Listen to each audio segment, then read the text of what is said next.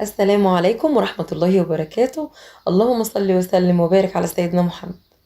النهاردة إن شاء الله هنعمل السمنة البلدي في البيت في الخلاط، بداية من غلي اللبن لغاية ما هنستخرج السمنة البلدي من وش القشطة. بكل سهولة هنعملها في الخلاط، ودي أحسن طريقة ممكن تعملي بيها السمنة البلدي أو تستخرجي بيها السمنة البلدي من وش اللبن. تعالوا بينا نشوف الفيديو بتاعنا النهاردة. لو انتي أول مرة تشوفي قناتي أتمنى تشتركي في القناة وتفعلي الجرس علشان يوصلك مني كل جديد، وما تنسوش لايك وشير للفيديو.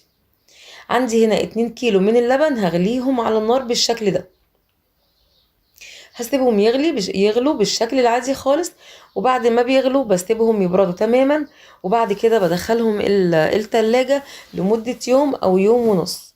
بس أهم حاجة ما تقلليش عن يوم، لازم يقعدوا في التلاجة يوم على الأقل، علشان القشطة اللي في اللبن كلها تبتدي تطلع على الوش، ويكون عندك طبقة كبيرة جدا من القشطة. لو انت خليتيها يوم ونص أو يومين هتلاقي طبقة القشطة بالظبط ربع كمية اللبن.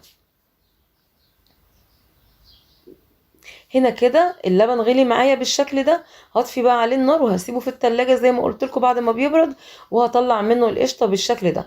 انا طبعا كل طبق كان طالع من 2 كيلو، حوشت طبقين، وبعد كده هبتدي نعمل السمنة مع بعض من وش القشطة. نزلتها في الخلاط، نزلت طبعا كميه من الموجوده قدامكم دلوقتي، يعني مش هنزل كميه كبيره، هنزل مثلا حوالي مج كريمه لباني او القشطه اللي على وش اللبن، وهنزل عليهم كمان نص مج من اللبن، وهضربهم في الخلاط بالشكل ده. ما بتاخدش معايا نص دقيقه، وبتلاقي القشطه اتحولت معاكي لسمنه بلدي بالشكل ده كده. وطبعا الخلاط بيضربها اكنها ميه، زي الميه بالظبط. وبعد كده بتلاقي الخلاط تقل، ساعتها بقى بتلاقي حتت القشطه، حتت الزبده بتكون اتجمعت. هنا كده حطيت باقي القشطه اللي كانت موجوده عندي، وحطيت عليها شويه برضو من الميه، وبضربهم بالشكل ده. وانا ما قطعتش الفيديو خالص علشان تشوفوا المراحل بتاعتها بالظبط. يا دوب احنا لسه حاطين اهو القشطه دلوقتي مع شويه من الميه الساقعه او الميه من الحنفيه، ما خدتش معاكي ثواني وابتدت تتقل، ودلوقتي عملت قطع من الزبده. اول ما تلاقيها فصلت وعملت زبده وشرش، ابتدي على طول اطفي الخلاط.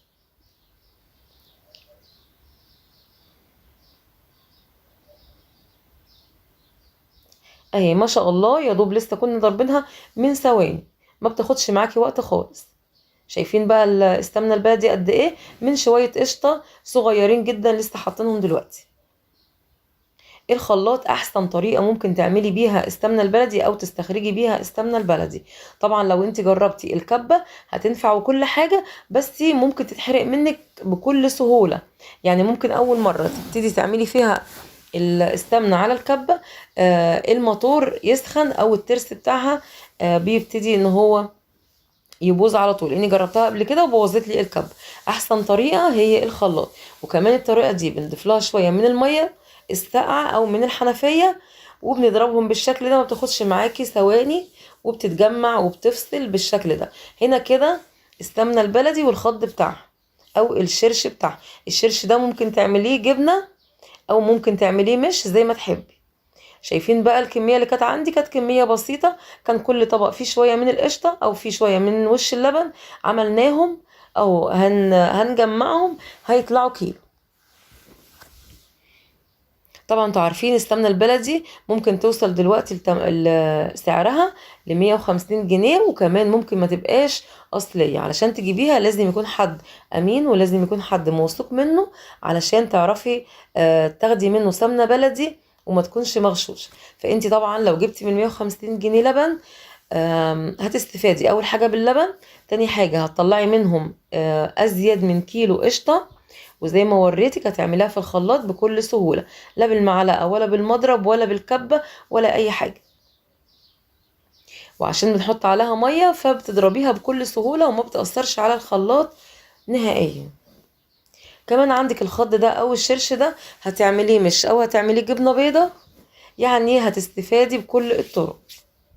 هنا كده طبعا انا باخد السمنه من على وش الشرش بالشكل ده، وبكورها وبجمعها زي كوره، وجبت شويه ميه من الحنفيه وهنزل فيها السمنه بالشكل ده. وطبعا المعلومه دي انا خدتها من الناس الفلاحه اللي بيعملوا السمنه البلدي. لازم بعد ما بنشيلها من الشرش بنحطها في ميه بيغسلوها علشان ما تبقاش فيها لبن خالص. هنا كده ممكن تشيليها على الوضع ده في التلاجة، تشيلها من المية وتشيلها في التلاجة. بس انا بحب اعمل الشكل الطويل ده، بحب اعملها زي صوابع كده طويلة بالشكل ده. هعملها بقى كده وهشيلها، وهبتدي بقى اني اشيلها في التلاجة. بس انا برضو ايه للامانة، انا هشيلها من المية دلوقتي وهديها الشكل اللي هو طويل شوية ده، شكل السمنة البلدي اللي بتيجي من عند الفلاحين. وبرضه هنزلها في شويه ميه برضه بيضه من الحنفيه، هديها شطفه صغيره كده. يعني مش شطفه انك بتغسليها او بتدعكيها، لا ابدا، انت بتنزليها بس في الميه وبتحركيها بايدك كده، لو فيها لبن ولا حاجه بيطلع في الميه. بعد كده بقى هنحطها في التلاجة، وتبتدي بقى تسيحيها. طبعا انا هحطها في التلاجة علشان اوريكم الشكل النهائي بتاعها هيكون شكلها ايه، وكمان الوزن بتاعها ايه.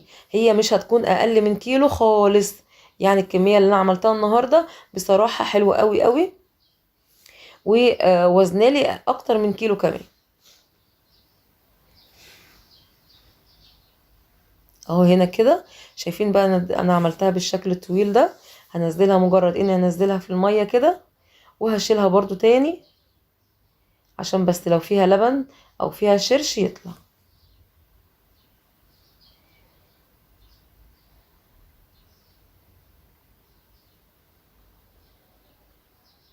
وطبعا انتي ممكن تعمليها قطعة واحدة او كرة كبيرة واحدة زي ما تحبي، بس طبعا عشان التصوير انا عملتها بالشكل ده.